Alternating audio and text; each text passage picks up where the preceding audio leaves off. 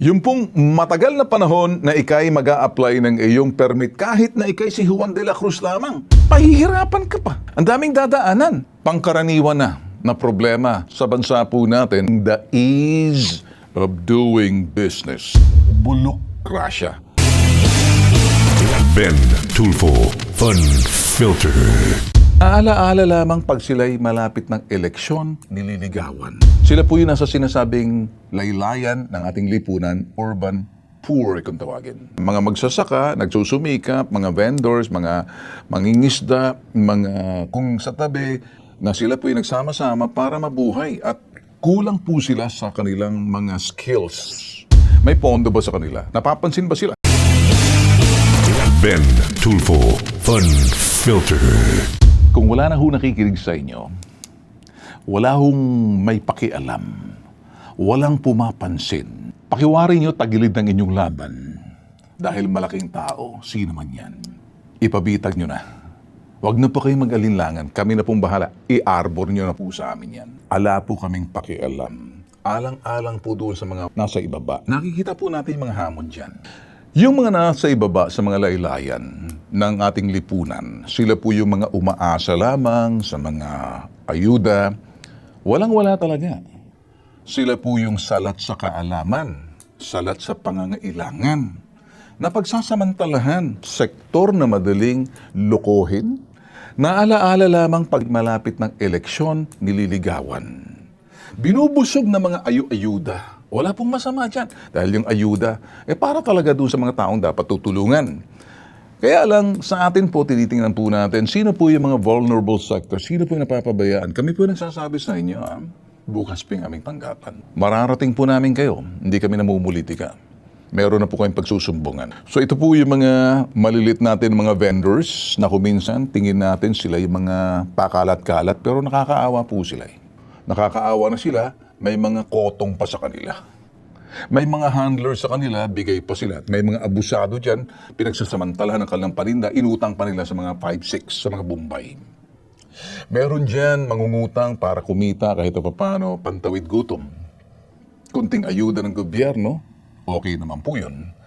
Merong iba dyan, mga mangingisda, ibebenta sa palengke, sa labas ng mga palengke, para lang kumita. Nire-reklamo rin sila ng mga taga-loob, pero pag reklamo sa loob, may nagpo-protecta rin sa kanila kasi may kotong din po Sana kakaabot sa mga city hall to Sa mga city hall, kinig kayo Baka kasi yung mga pinagkakatiwalaan ninyo dyan sa barangay, at hindi na po natin sinasabing sa barangay, baka hindi nakikita yung mga nangungutong din sa kanila. Kapit sa patalim. Sila po yung nasa sinasabing laylayan ng ating lipunan, urban poor kung tawagin. At naintindihan po natin ang kanilang kalagayan. Sila po yung dapat pinoproteksyonan. Kaya lang, oo, napoproteksyonan sila ng mga kumukutong sa kanila. Siyempre, yung pag nagbigay ng kotong, proteksyon yon. Diyan ka lang, akong bahala sa iyo. So, kung gusto mong maninda, nangungutang ka na, tapos kukutungan pa. Alam kaya to ng City Hall? Alam kaya to ng barangay? Pag nakita po kayo ng mga toda, at merong mga tricycle dyan, sila rin po yung napagsasamantalahan, ginagamit sila ng mga politiko. Bakit? Tandaan nyo, malapit ng eleksyon. Yung mga senior citizen, OSCA, sila rin po yung mga nililigawan. Yung mga person with disability, sila rin po napapansin sa tuwing malapit ng halalan. Yung mga maliliit na nakikita po natin dyan, nagtitinda, sila po yung nasa urban poor. Ako po i-share ko po sa inyo. Tayo po yung naimbitahan lamang. At ito po yung mga konseho po to ng mga leaders na mga nasa urban poor na matatagpuan po ang kanilang tanggapan sa dagat-dagatan. Ayan po. Ayan yung pinaka-chairman po nila. Ayan po. Tayo po yung naimbitahan bilang isang guest nila. At nakikita mo namin, kaya ako nagka-interest. Kasi ang dami pong napapadpad po sa aming tanggapan. Karamihan po sa kanila kung mapapadpad na hindi natin naintindihan, paano po natin sila matulungan sa mga hinaing.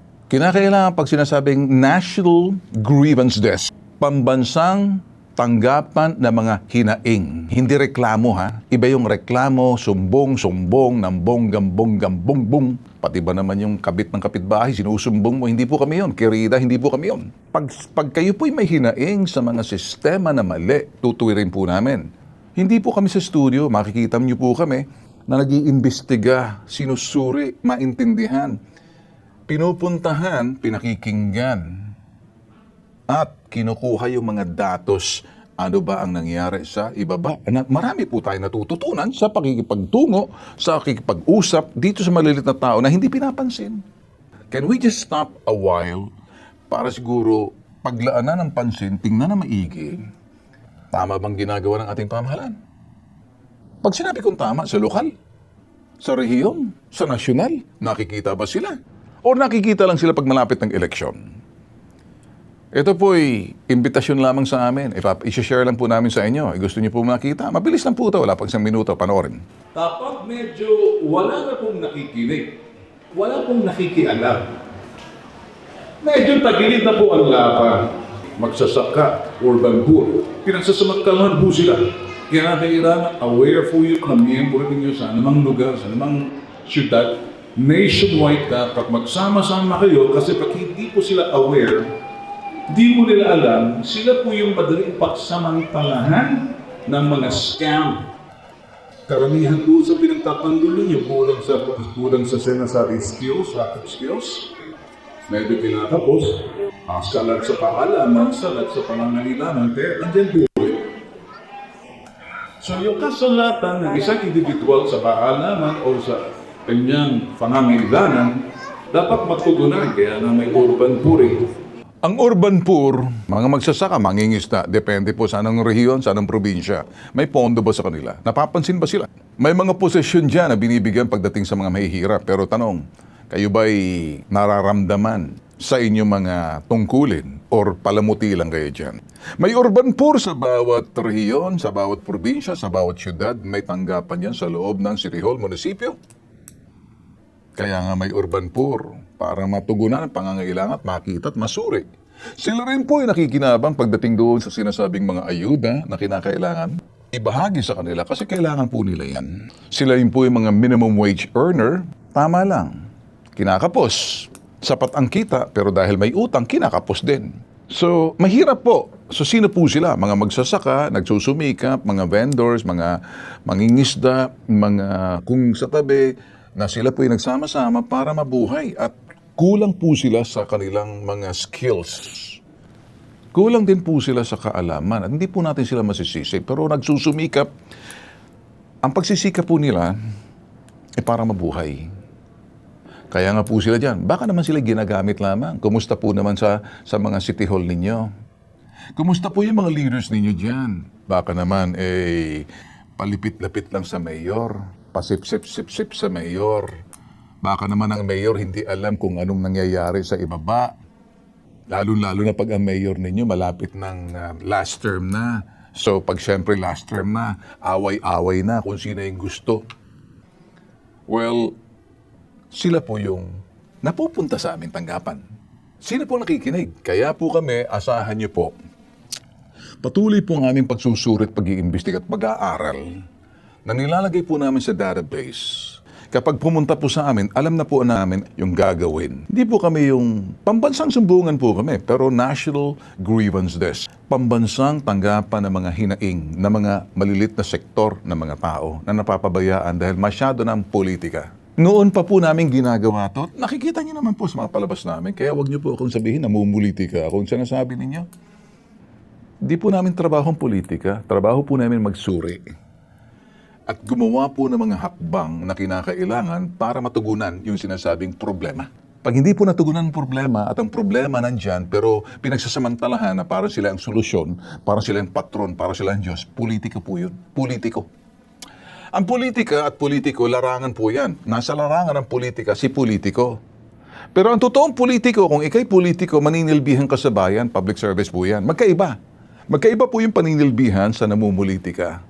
Ito po yung mga senyales na namumulitika. Bigay-bigay ayuda, tayo-tayo sa gilid, magpaparamdam, kunyari, bibista-bisita, ay, ganito, ganyan. Malapit na po yan. So makikita niyo na po sila, magpaparamdam na sila. Dati hindi kayo pinapansin. Ngayon, malapit na. Iniisip nila, isang taon na lang kinakailangan. Wow, double down na tayo para mapansin na tayo. Kami po, pagkatapos ng eleksyon, tuloy lang po kami. Ang dami nyo na pang napapanood. Sino pong inyong tatakbuhan? Piliin nyo po. Yun talagang pinakikinggan, sinusuri kasi Naka-database po kami. Sinishare po namin sa tao. Mapapanood po yan. Ben Tulfo Fun Filter. Pangkaraniwan na problema sa bansa po natin ay patungkol po doon sa sinasabing the ease of doing business. Hindi ganun kadali. Pag kayo nagpapatakbo ng negosyo, micro, iba pa yung micro, nano, pinakamaliit.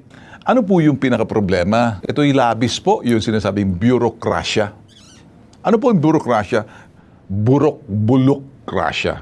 Red tape. Alam po yung red tape? Yung isang bagay na madali, pinahihirap kasi maraming dadaanan. Tingnan niyo po sa City Hall, tingnan niyo po sa munisipyo, tingnan niyo po sa mga tanggapan ng gobyerno, nasyonal or lokal. Isa lang po, ito pong red tape na to, matagal na po. Nag-automation na tayo. Ngayon, digitization, computerization. Ang dami na po, no? Ngayon po, digitization, tao pa rin. Ngayon siguro, artificial intelligence para masolusyonan ang problema, yung program na kinakailangan.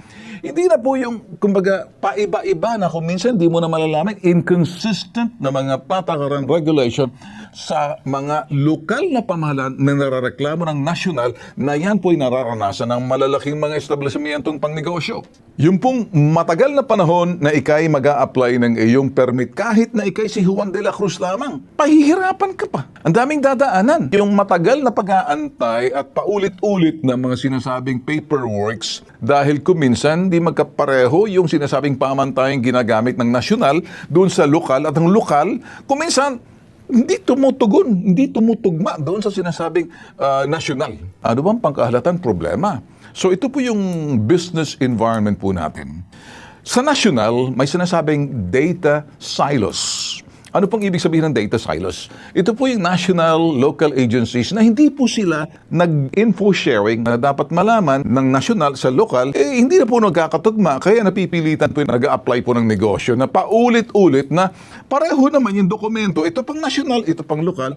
Siyempre, may hatag ka. Ang lagay Nagets nyo? Tsaka hindi po yung now you see it, tomorrow you don't. Today you see it, yesterday you did not. Dahil bago yan. Hindi po yan Yung isang regulasyon, ginawa po yan para maging maayos, hindi para magkaroon ng kalituhan at kaguluhan at hindi mo malalaman ano nga ba talaga. Kaya kung minsan, nawawalan po ng gana yung maliliit. Gusto mo lang maging nano-entrepreneur o negosyante. Gusto mong mag-umpisa, hirap ka na. Kaya hindi po ako naniniwala yung mga small businesses, SME. Totoo ba talaga?